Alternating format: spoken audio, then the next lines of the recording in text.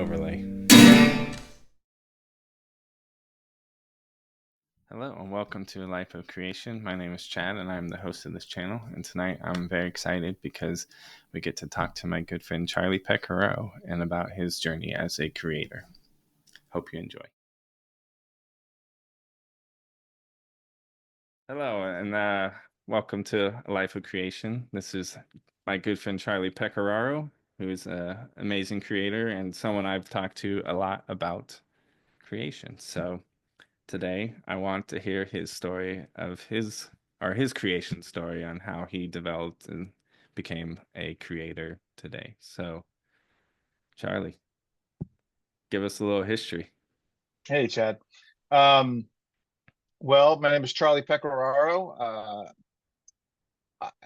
The second part of this I always struggle with saying exactly what I am or what I do.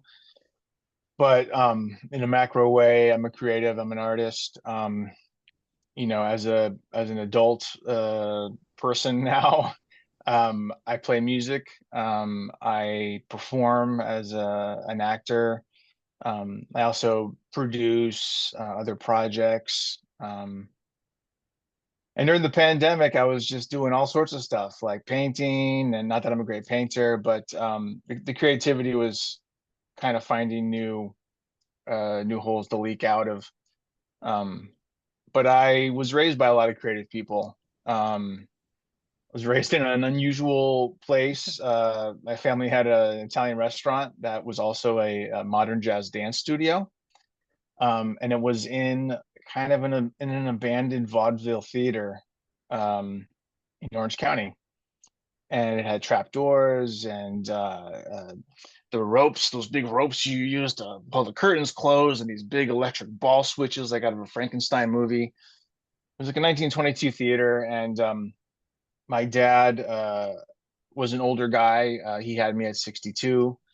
Um, and so he was just about retired, but he was a jazz guitarist. His brother was a dancer and an actor and a writer. Um, I had an opera singing aunt. A lot of people love to cook. There's just all sorts of creativity in the family. Um, no one was really an office worker. There was not an accountant, a doctor, a lawyer. My aunt married a lawyer, but no one in the family really was a professional in that sense.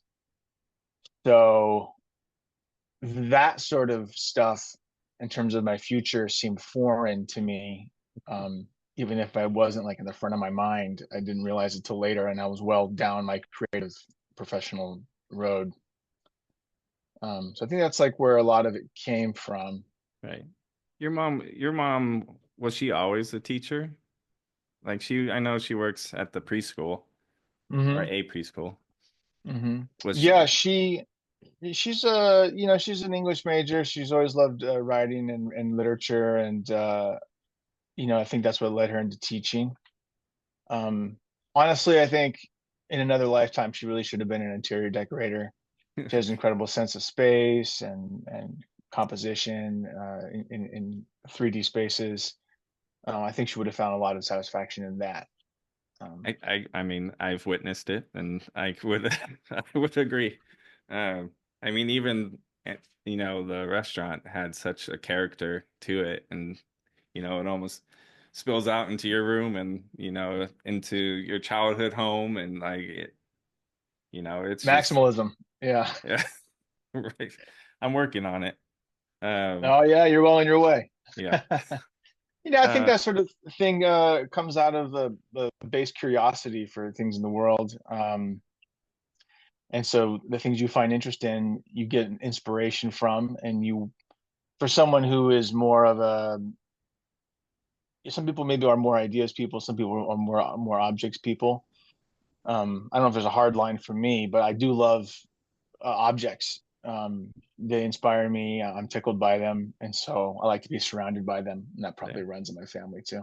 yeah. I actually did a little video last night talking about collecting and how people either collect objects, experiences, or knowledge, and it can be a combination of all of it, but it's Mm, it's like I wasn't kind of had the idea from my sister-in-law who doesn't collect anything, but she really enjoys experiences. And I was like, well, that's what she's collecting. She's collecting moments, these, you know, curated moments with friends, family, whatever. And those are, she's collecting the memories.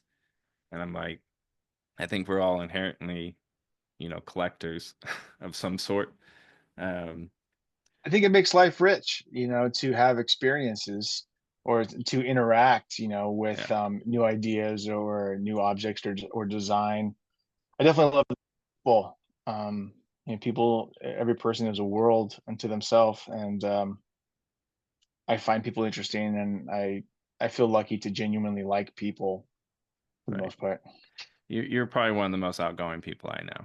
So you take me out of my comfort zone many a times because you are, you are a people person and want to know people's stories and why are they here? I'm here. Why are you here?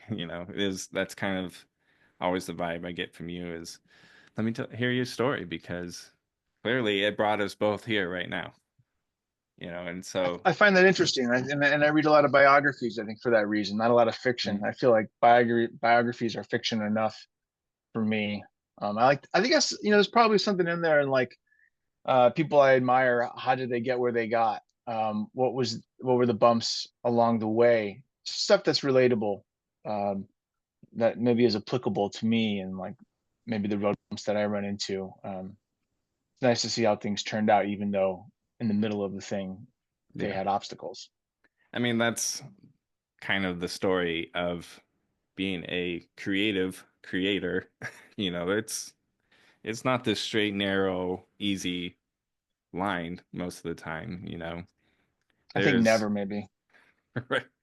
I mean, maybe, a child genius or prodigy may have a pretty straight, narrow path, but it's also a lot of people, you know, protecting them along the way, or, you know, some parents prodding them. I just saw a video with Chaplin as an older guy, Charlie Chaplin. He was saying, people think of me as a funny person, but I'm actually very serious. And everything I worked on and made, I was very serious about, and it took me forever to do. So even a genius like Chaplin, I mean, and I know this as a silent movie buff, I know that his productions took forever, a lot Yeah, longer than the average silent film. Where he got with that time, no matter how long it took, still maintained as a genius. I, I it's easy to compare ourselves on the polished, kind of glossy videos that people put out on Instagram. But I really do think everyone's journey to where they are, what if that's a place that we admire or maybe want to get to ourselves, is always, it never goes according to how people expect. It's right, just the perseverance that's the common thread. right. Stick And with it. I mean that's kind of one of the reasons I want to do this kind of channel is, you know, I may get to talk to people who've, quote unquote made it, and it'd be interesting to hear their journey because it may not have been a very pleasant one, and and even where they are now, where we would aspire to be, they go, I never wanted to be here. I wanted to do this or I wanted to do that. I was passionate about such and such, but I get paid to do this, so I guess I'm doing this now. Sure. And Um, making that something you can flourish inside of, hopefully be happy doing. right. Yeah, something I kind of talk about a lot too, especially when I interview people for work. You know, I work as a photographer. I am a full-time photographer, and I go, look, I know we have a creative job, and everyone wants to do photography full time, and it's amazing and fun, but it becomes work very, very fast, and you're gonna burn yourself out if this is the only creative outlet you have. Mm.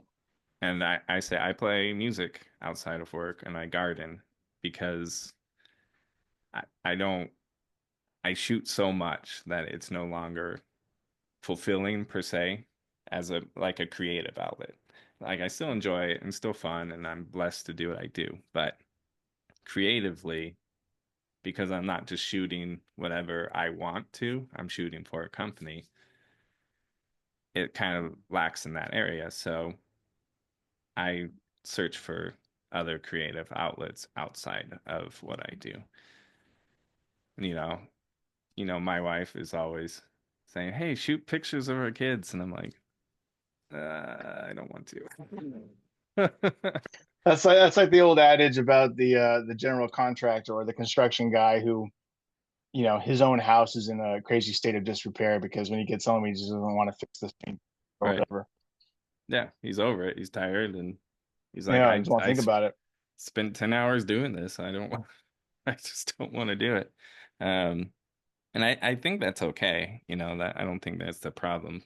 It's, but I think if that is kind of your case, you need to find that other outlet that then refuels that fire to be able to go into work and create again. Hmm. Um, Especially if it's nothing that is overly inspiring. You just kind of have to, all right, well, this subject matter, I don't care about, but how can I light it that makes me happy? And Hmm. that's kind of what I focus on a lot now at work. Is just how can I make the lighting interesting to me? Because Mm. it's just another t-shirt otherwise. Honestly, it's a big challenge, especially with the volume that you do. Yeah, You and the skill can be used for something that's more exciting and creative, or it can be used for efficiency, supporting your life. Um, right. just Um, because it's an art doesn't mean that it's necessarily creative. Funny enough, right. And but you're finding a way. yeah, and I might even another argument I have is like some of these, non-creative jobs actually involve a lot of creativity in order to do them because it's just a different kind of creativity. It may not be art, but it's scientific or it's, there's a process that is unique and special and, you know, someone like me may not understand it, but I mean, creativity. If you want to define it, I mean, it could have a myriad of definitions, but that it's synthesizing either a problem or many different pieces of information and finding on it or a solution. And that synthesis of obstacles or inspirations, and then processing it through your person and your own view of the world, that's the creative process. And that could be really applied to a lot. yeah. Yeah. And which is why I go, well, we're all creators in some capacity. It's just how do we define it and what is it in our life that we are actually creating? Um, I mean, even great artists, painters, musicians, actors, without fail, they find at some points in their career they're just phoning it in because it's gotten monotonous. And so, what do you do to reinvigorate your passion for it? How do you challenge yourself? Some people they find a muse, or they experience something in life that throws their perspective to a different angle, and now they see everything in a slightly different shade. Um, I think that's a challenge for every creative at any level. yeah. Well, speaking of, finding your passion and your muse or your inspiration, like what do you personally do when you feel like you're in a funk to kind of break out of that? Is there like I was kind of thinking about, people might have a deep-seated motivation. It's not inspiration per se, but it's motivation that you need in order to do it because inspiration can come and go, even like you were saying, in the middle of your project. And it's like you need the motivation to keep going. So what is it that like really drives your motivation? Yeah, I mean, honestly, I don't know if it's fair or to put it like this, but maybe there are seasons of inspiration, and then maybe when that dry, there are seasons of motivation that take over a different gear.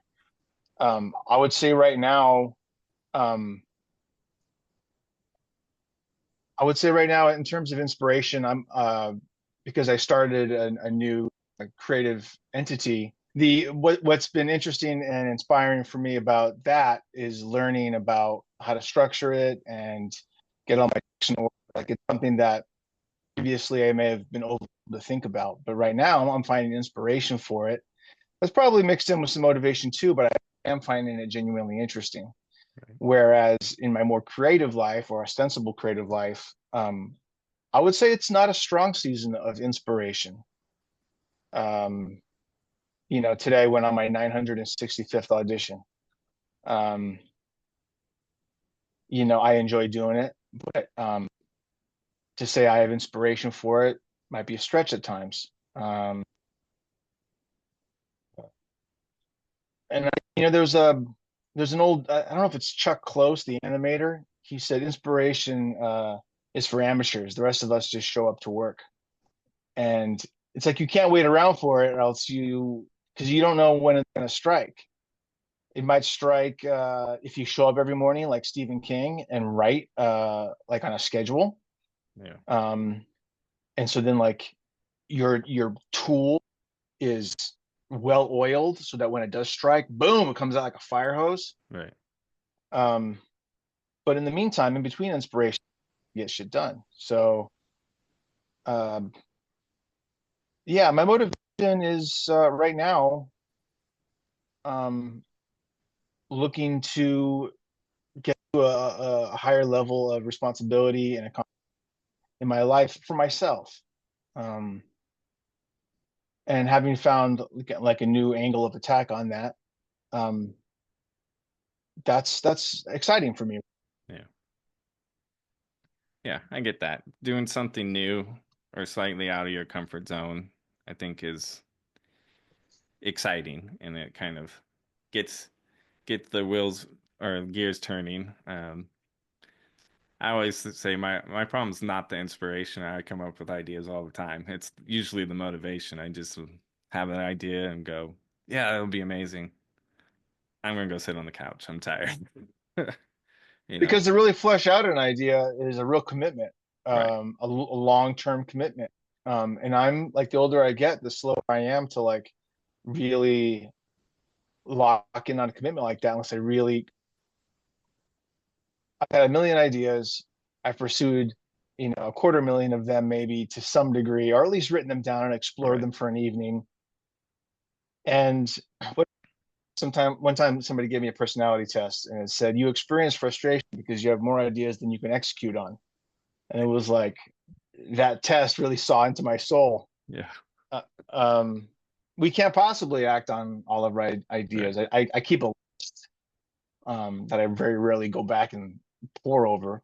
right, Um, but because I'm a curious person, I'm interested in a lot of things. I don't tend to get bored too easily. It's just what can I put across the finish line, and that might be something that I could really put my finger on to say is a challenge for me because I'm always getting inspired by something new.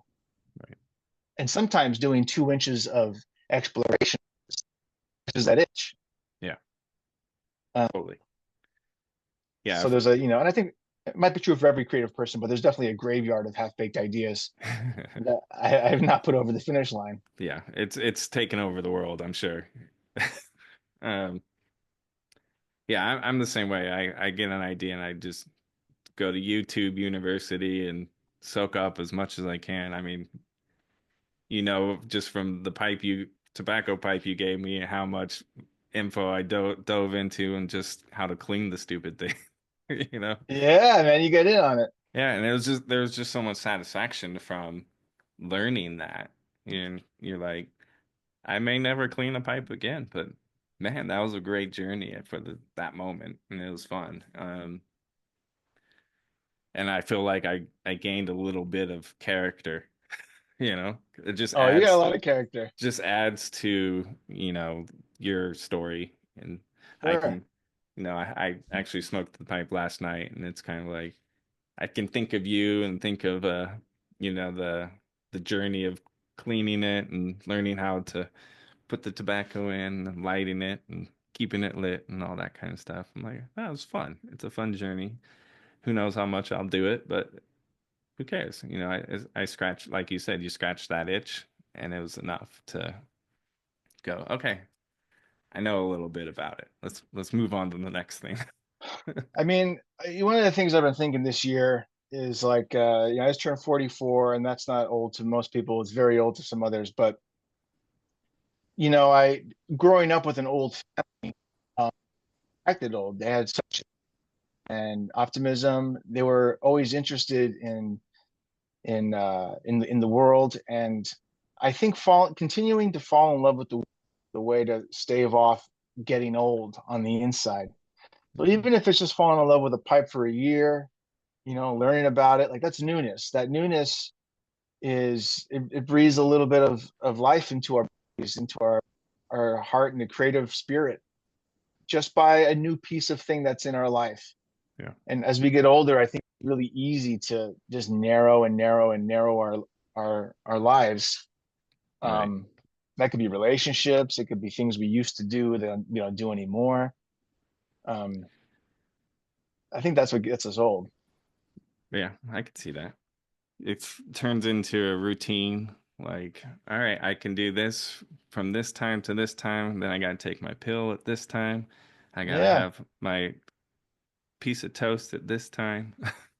You know, I mean, you look at these old people who are doing well mentally and physically, or at least one of the two, and they seem to have an interest in daily life. A lot of them read the newspaper every day. They want yeah, to know what's going on in the world. They haven't given up on it. yeah, It is drastically different from the world they've been, but they maintain an optimism, they're continuing to fall in love with the world. Hopefully, yeah, um, that's helpful. yeah. My great uncle just passed, and he was 96, Wow. and he was, I think, planning his second trip to Egypt. Like he has traveled the world. I think he went to every continent. Wow. And like he wrote his like a brief memoir, and that dude lived a very full life. And I think what you were saying is true. I mean, he just always was trying to learn, grow, experience new things.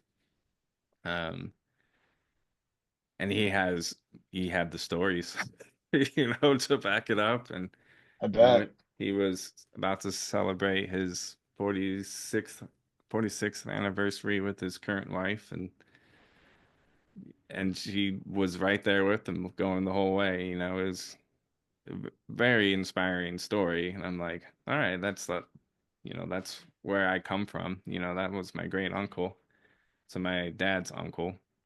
I'm like, all right, there's some adventurous spirit in the my blood. So it, I mean, I, even just planning a trip to Egypt at his age, I don't know how much he thought of the possibility of just having something to look for, right. has got to do something for you. Yeah. Yeah. I mean, I think they were talking about coming to visit my parents they lived in Atlanta, and they're like, yeah, we may come out and visit you guys again. And I'm just like, man, he's That's still great. clear headed and, pretty mobile. Like, amazing. Wonderful. Yeah. Inspiration. Yeah. Yeah. And just, yeah, I got to read the memoirs, and it's like, man, I hope to live a third of that life to some degree. Um, Yeah. Definitely wasn't all great, but he Sure. definitely did a lot of good, amazing things, and it was inspiring. I mean, I think even your father, he lived a great life too, and you all know a lot of inspirations from him. And I I mean, do. some Yeah. of the stories you've shared, you're just like amazing. The stories that your dad had.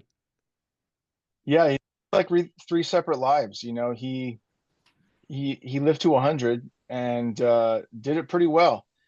And like the first 35 years of his life, he was a professional musician. The middle 30 years, he was involved in restaurants and nightlife. And then the last, 40 years of his life, he was married for the first time and had his first child. Yeah. So really, like, three distinct epochs in his life. Um, and he just kept showing up. He was a very present person. Yeah. Yeah. Every interaction I had, he was definitely present. And I mean, you can even see just the things that he passed on to you, like your Mm, love of baseball, music, and like all of that was evident in your dad as well. yeah. So it's cool how, even the creation journey comes from, Hmm. even past generations. Like your story is being put into motion even before you're, twinkling your mom and dad's eye. It's pretty crazy. It is. 2 years ago, I got to go to the little mountainous Sicilian village where my family emigrated from, and it was hard to. I mean, when I say slow lifestyle, I mean real slow. And I saw the whole town in 2 days and walked it. And I was thinking, what must my great grandfather, my great granduncle been like to come from there and go to the world's greatest metropolis at the time, New York City. I wish I could have known them and just seen what they were interested in and get a conversation about how their lives have changed. And just because it adds to my own story. But it was Right. cool to see that town and think, wow, this is where we come from. This is where I come from. Yeah, I don't know where my I think we had some immigrants from England, I think maybe Scotland, Poland. But I don't know. I think my dad might know like the actual location. I'd have to talk to him about it, but that would be pretty cool to go back to. But having gone to Poland with you in high school, Yeah. it's pretty stark and boring. So I'm like, maybe that's why I'm stark and boring. Well, I think that, I mean, I have a feeling that's a result of the government Well, yeah, there for so it many was years. for context, it was just after the fall of communism in Poland. So Yeah. I you mean, could if you look definitely at see it. Polish music in the time of Chopin, and the arts, Yeah. they were so full of life, Oh, you yeah, know. definitely. Yeah. And my dad recently gave me back I think he made a CD of the tape I got him. It was the Bridge, uh, what was it? Bridge In Street Prague, Band. Yeah, in Prague. The St. like Charles Dix. Bridge. It was like there's like a Dixieland jazz band playing on the bridge, Yeah. and it was like amazing. And I'm like, all right, there's some life here. It's great. Yeah. They're like, and they were playing like classic jazz Dixie songs, but doing it in I guess Czech because it was in the Czech Republic. So it was like they Yeah. were doing it in their language, and it just sounded such a cool thing, like hearing it in Czech and then hearing like Bourbon Street in English. You're like, oh, this is so fun. Such a trip. Music's Yeah, international. yeah, Yeah. it's amazing. Um, so that's kind of your brief history, I guess. So what are your kind of your goals right now? I've been contemplating leaning back into acting more. I just had a conversation from my agent this week. He's starting a new agency. He wants to represent me for film and TV as well. He's my Nice. commercial agent, and so a lot of great experiences with film and TV representation, and it may have cast somewhat of a shadow on my experience. So he was enthusiastic about representing me in that regard. So it's kind of sparked a little flame there for me. Um, and then playing drums, as a musician yourself, like how good it feels. Um, I had an opportunity this year. Craig Robinson, the musician and actor, sat in on one of my gigs, and it was so cool to jam with him. It really inspired me. to lean into it heavier because I usually just gig with friends. I don't really pursue it. I'm doing other stuff because you don't really do that, for the pay because it's doesn't usually pay a whole lot. No. Um, but regardless, I'd like to find more opportunities to play drums. It just feels so good. It definitely keeps like the creative hearth hot for Yeah. me to be able to flex my muscles there and then go do other stuff that may be drudgery, but I get my licks out on the kit. Right. Well, when you're ready to get some aggression out, I'll write you some punk songs. I can't hang, it's too fast. Oh, I'll work on some slow songs then. Okay, I'll play on whatever you want. I'm getting too old to play fast myself, so the wrist can't handle it anymore.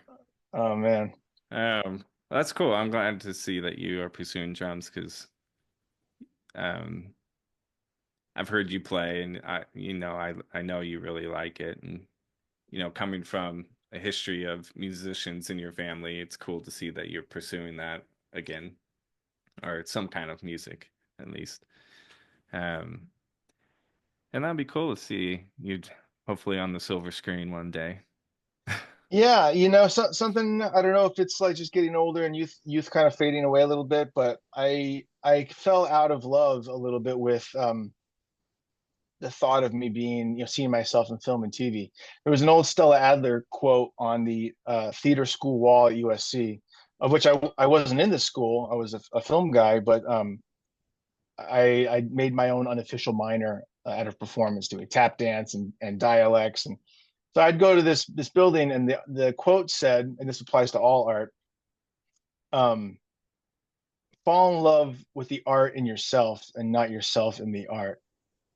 So it's like make the art the focus and not the egoism, you know. Right, Um, and maybe that's what needed to die in me for me to be able to approach it from a better vantage point. right, Um, I still like seeing myself in pieces, right, when I book a commercial, it's a heck of a lot of fun. But if I could probably do better service to the project if I'm more interested in what it has to say than how I perform in it. right. Yeah, my musical ego died a long time ago. You're doing more than ever, man. Yeah, but I mean, I think it's like you said, it's like, you have this vision or this like this is what I do. This is the only Hmm. thing I can do, and that goes nowhere. So you kind of like go, okay, well, I guess it's over, and then that frees you up to, Hmm. hey, I can just do what I want now.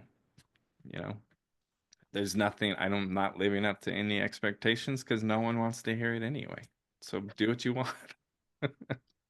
Well, that's kind of the Rick Rubin thing, right? It's like don't make it for anybody else, make it for yourself. The truest and most condensed boom of a creative expression as you can, and then people that's going to resonate with will feel the power of it that much more strongly instead of diluting it for some audience that may be out there. You think what they might like.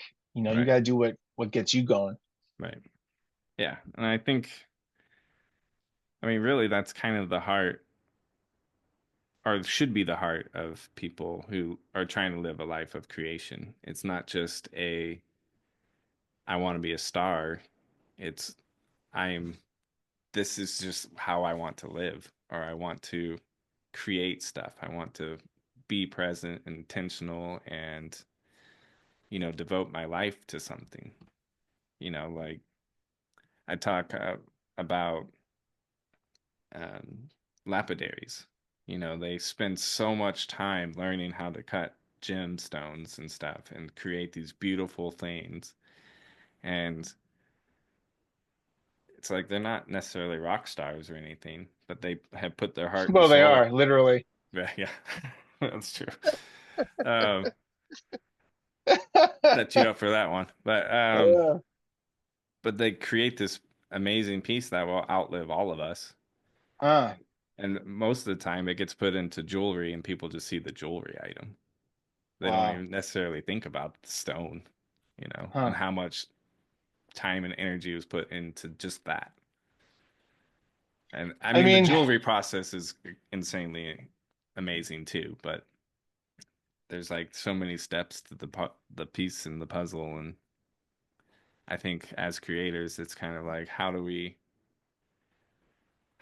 fill these voids, and how do we, contribute to the overall project? That's it. I think, what's our contribution? I mean, when I, I've had friends work on like, let's say something like the Dahmer show or something else that's very dark, and I could never work on something like that because I don't, unless there's a certain angle that I can agree with, I don't want to contribute a series about a serial killer and make it sexy or fetishize it or celebrate it or, Right.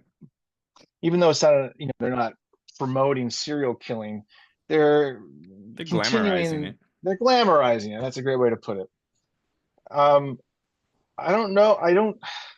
I do see it a lot in some filmmakers and musicians that they're very intentional about what they want to put out into the world because artists are we're we're prophets in a way, and not to blow smoke up our own butts, but it's like the best art synthesizes the feel of the current temperature in the world and and spits it back out in a way that is relatable to a lot of people.